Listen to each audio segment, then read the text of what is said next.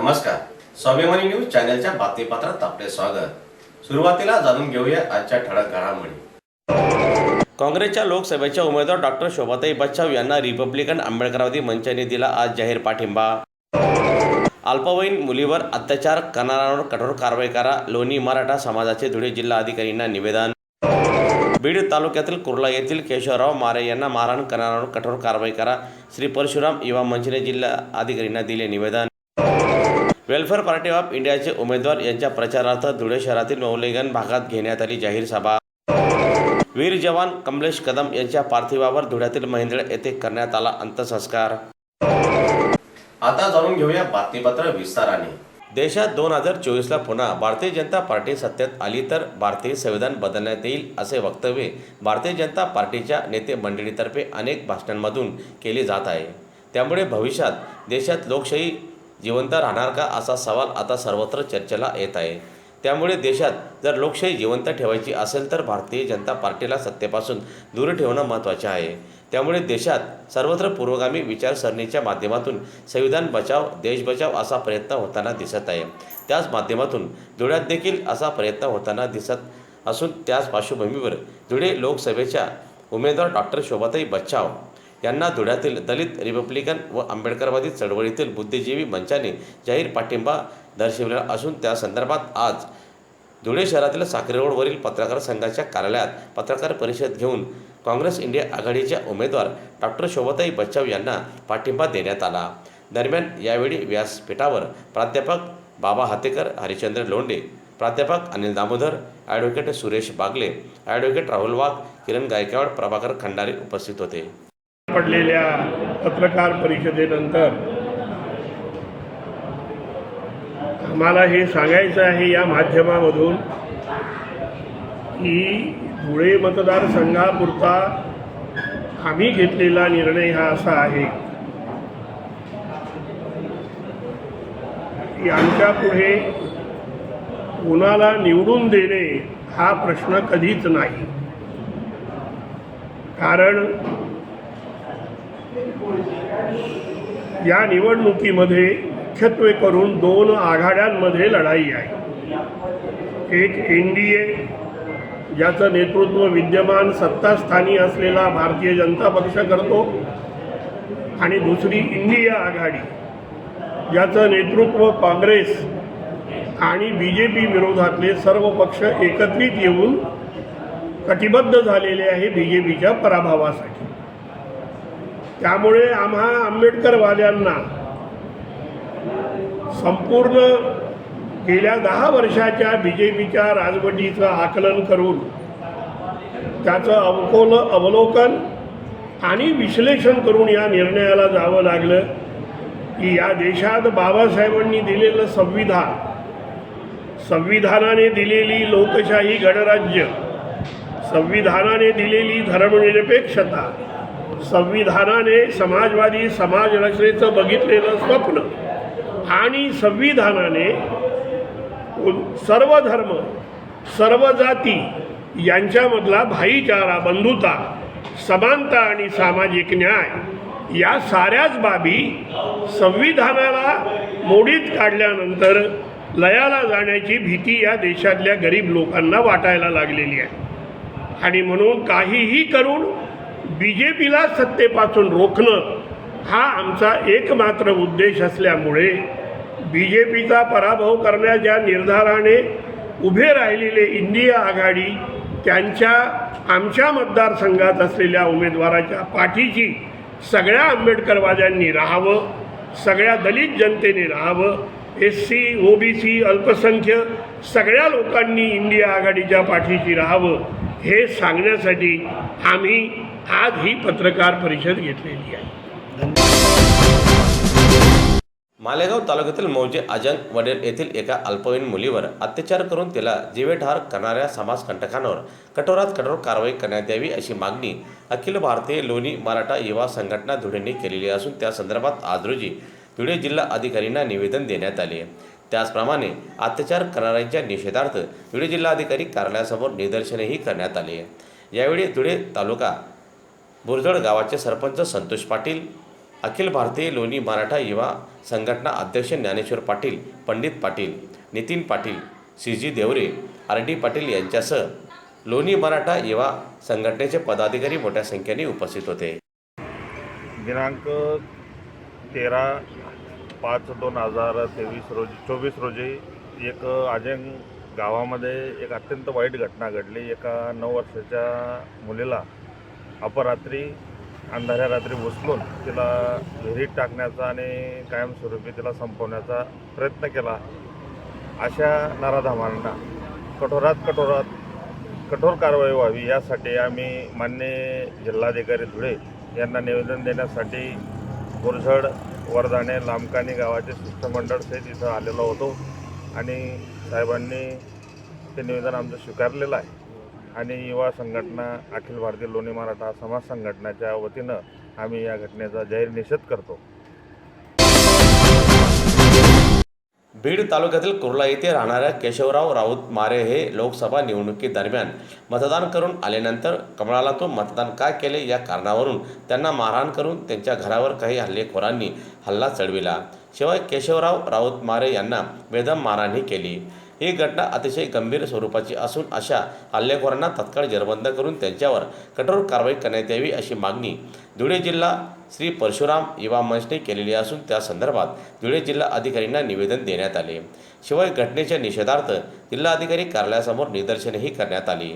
याप्रसंगी श्री परशुराम युवा मंचचे advocate RD Joshi, Nandu Dhobre, Shekhar Kulkarni, Pushkar Dikshit, Rahul याज्ञिक, उमेश पंचभाई, गणेश जोशी, बाळकृष्ण कुलकर्णी, तेजस जोशी, मयूर पंचभाई, रवींद्र पाठक, वैभव देशपांडे यांच्यासह श्री परशुराम युवा मंच पदाधिकारी मोठ्या संख्येने उपस्थित होते. परशुराम युवा मंच धुळे यांच्या वतीने जिल्हा बीड तेथील कुर्ला या गावी रात्री 12 वाजता दिनांक 13 रोजी वोटिंग झाल्यानंतरची रात्र, त्या दिवशी झालेला जो काही भ्याड हल्ला होता, जो समाजकंटकांनी एक सामान्य ब्राह्मणाच्या घरावर, त्याच्या कुटुंबावर, त्याच्या गाडीवरती दगडफेक करून जे काही तलवारीचा वापर तिथे करण्यात आला, तर त्या हल्ल्याचा निषेध आम्ही आज तिथे नोंदवण्यासाठी आलेलो आहोत आणि संबंधितांविरुद्ध कायदेशीर कारवाई होणं गरजेचं आहे आणि ती कठोर कायदेशीर कारवाई. कारण या ज्या काही घटना घडतात हे महाराष्ट्रात, या काही जाती भेद निर्माण करणारे आहेत, तर त्या काही चांगल्या नाही. इलेक्शनला कोणी वोटिंग कुठे करायचं, काय करायचं, या स्वतंत्र भारतामध्ये प्रत्येकाला अधिकार आहे.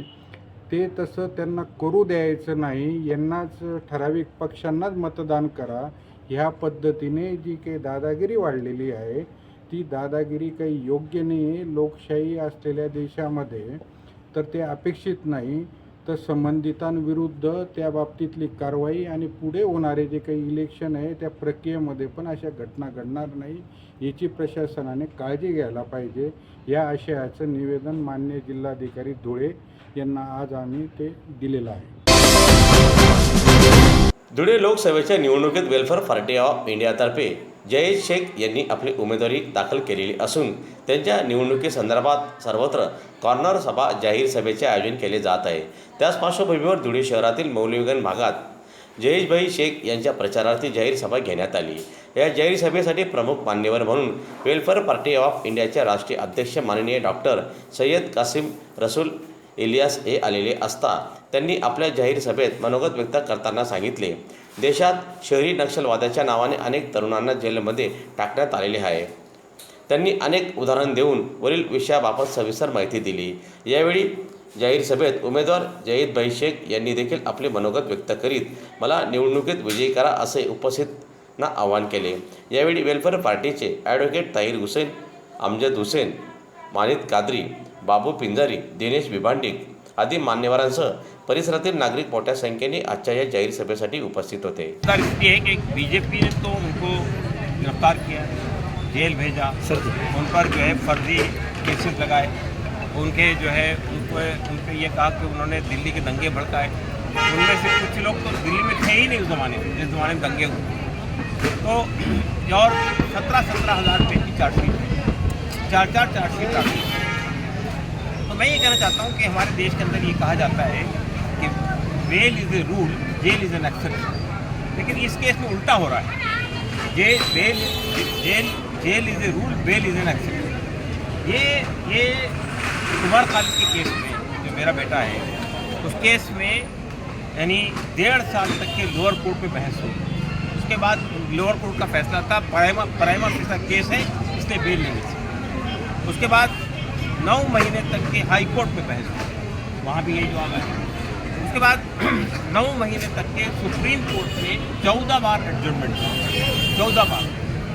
फिर अपने केस को वापस ले, फिर लोअर कोर्ट से शुरुआत की। यानी आप अंदाजा लगाइए कि एक हमारी नौजवान नस्ल के लोग जो बड़ी बड़ी डिग्री लेकर आए हैं, देश के निर्माण के लिए काम करना चाहते हैं, वो 4 साल से अंदर बंद पड़े। तो बीजेपी तो रिस्पॉन्सिबल है कि उन्होंने जेल में डाला, लेकिन ये बाकी लोगों ने क्यों नहीं आवाज़ उठाई? भाई किसी को बेबुनियाद तरीके से जेल में डाला गया है, उसको बेल नहीं मिल रही है। आपके यहाँ भीमा कोरेगांव का वाक़या हुआ, कितने लोग जेल में पड़े हुए, 5-5, 6-6 साल से जेल में पड़े हुए, बूढ़े बूढ़े लोग, उनकी डेथ हो गई, किसी ने आवाज़ नहीं उठाई। ये जो हमारी सत्ता पार्टी तो करती है, लेकिन सत्ता पार्टी के अलावा जो विपक्ष की पार्टियाँ हैं, उनका जिम्मेदारी नहीं है कि जुल्म हो रहा है तो उसके लिए आवाज़ उठाई। तो ये जो विपक्ष का काम सिर्फ ये नहीं है कि भाई वो सत्ता पार्टी ये कर रहा है तो हम ये करेंगे। भाई सत्ता पक्ष ने जो जुल्म किया है लोगों के साथ में, उस पर आवाज़ नहीं उठाते।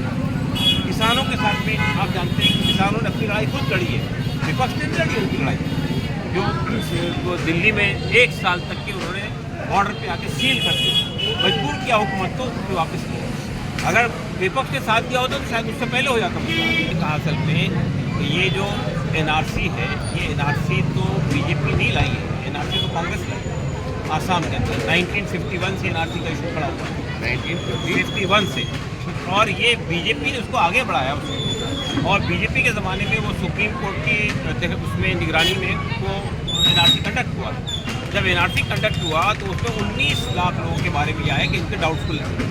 19 लाखों में सिर्फ 6 लाख मुसलमान, जबकि बीजेपी ये कह रही थी 50 लाख लोग आ गए बांग्लादेश से और 6 लोग आ गए बांग्लादेश से। लेकिन वो अब वो CA का जो कानून लाया गया, आप मुझे बताइए कि बांग्लादेश से, पाकिस्तान से हमारे साथ कितनी मात्रा में लोग आ रहे हैं यहाँ पे, और अगर उनको सिटीजनशिप देना था उसके लिए तो कानून पहले से मौजूद है।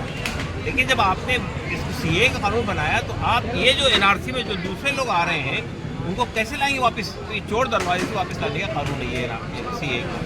हमारा कहना सिर्फ ये है कि जब CA का कानून बन रहा था पार्लियामेंट में तो विपक्ष क्या कर रहा था? विपक्ष ने क्यों नहीं आवाज़ उठाई? एक डिस्क्रिमिनेटिंग कानून, संविधान किसी भी पार्टी को ये इजाज़त नहीं देता है कि वो कोई ऐसा कानून बनाए जो किसी के साथ पक्षपात करता हो। शिंदखेडा तालुक्यातील मोराणे येथील एका जवानाला आंध्र प्रदेशात कर्तव्यावर असतानाच मंगळवारी वीरमरण आले। ते वीर जवानावर धुळे शहराला लागून असलेल्या मेंदडे गावात अंत्यसंस्कार करण्यात आले। दरम्यान यावेळी गावकऱ्यांनी हळहळ व्यक्त केली। कमलेश ज्ञानेश्वर कदम वय वर्ष 32 राहणार गोराणे तालुका शिंदखेडा हा जवान अरुणाचल प्रदेशातील शेरगाव येथे 73 बटालियन सशस्त्र सीमा दलात कर्तव्यावर होता। मात्र सध्या लोकसभेच्या निवडणुका असल्याने त्यांची आंध्र प्रदेशातील कडप्पा येथे बंदोबस्तकामी ड्युटी लावण्यात आलेली होती। दरम्यान 14 मे रोजी दुपारी बंदोबस्तावर असतानाच कदम यांना वीरमरण आले। ही माहिती त्यांच्या नातेवाईकांना कळविण्यात आली। त्यानंतर गावावर एकच शोककूळ पसरली। कदम यांचे पार्थिव देह बुधवारी धुळ्यात आणण्यात आले। तेथून महिंदडे गावात त्यांच्यावर शोकाकुल वातावरणात अंत्यसंस्कार करण्यात आले। त्यांच्या पश्चात आई, वडील, पत्नी आणि 2 मुले असा परिवार आहे। शहरात राहणारा, महिंदड परिसरात राहणारा सुरक्षा बलचा जवान, त्यांचं दुःखद निधन झालं। कमलेश ज्ञानेश्वर निकम, मूळचा गोराण्याचा, परंतु स्थायिक इकडे मंजळ्याला झालेले होते आणि सरकारी ड्युटीवर असताना काळाने घाला घातला आणि ईश्वराने आपल्यापासून हिरावून नेला। आपल्या जवानाविषयी आपला प्रचंड प्रेम असतं जनतेचं, कारण अतिशय प्रतिकूल परिस्थिती जवान आपल्या देशाची सुरक्षा करत असतो। भर उन्हात असतं, कधी कधी -40 डिग्री टेम्परेचरला असतं। तोही तुमच्या आमच्यासारखा माणूस आहे, त्यालाही त्याच्या बायका मुलांची काळजी असते, वृद्ध माता पित्यांची काळजी असते, पण देशभूमीच्या रक्षणासाठी तिथं उभा असतो, जी ड्युटी दिली ती करत असतो आणि म्हणून त्याच्या जाण्याने त्याच्या दोन्ही कुटुंबियांवर दुःखाचा डोंगर कोसळला आहे. मी भारतीय जनता पार्टी आणि महायुतीच्या वतीने, धुळे लोकसभा मतदारसंघाच्या वतीने कमलेशला भावपूर्ण श्रद्धांजली अर्पण करतो. याचबरोबर स्वाभिमानी न्यूज चॅनलचे बातमीपत्र संपले. पुन्हा भेटूया पुढील प्रसारणात. तोपर्यंत नमस्कार.